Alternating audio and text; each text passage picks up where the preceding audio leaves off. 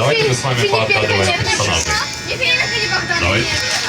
Смотрите, сейчас на экране, вот на этих же экранах будут появляться картинки, точнее половинки, фрагменты изображений. Вы по этим половинкам должны будете отгадать, как зовут героя и из какого он мультфильма. Окей?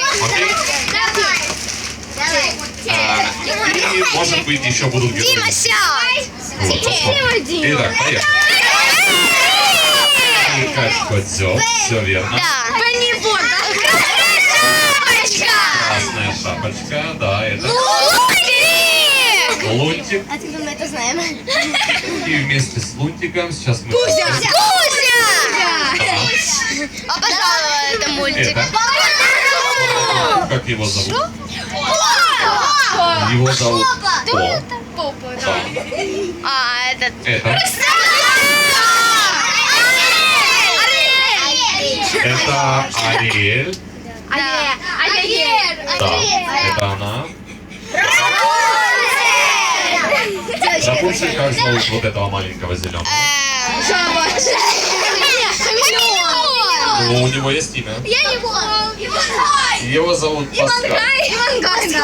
А как, кстати, зовут рыбку и краба? Ой, рыбку. Себастьян это краб, правильно. А рыбка?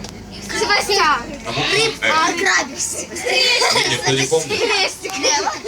А два его соседа. Правильно, да. Это? Это Маша. Да, да. Это Тачки Маквин. Молния Маквин, да. Это кто? Снежок, да. Это кто?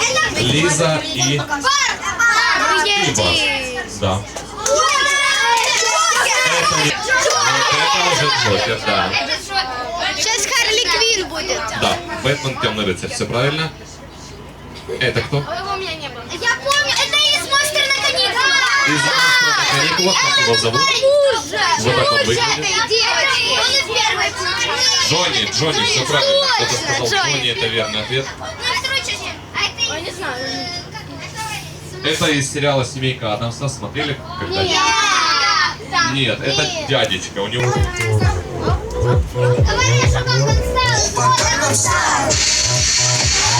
Вы, кстати, можете сидеть, а там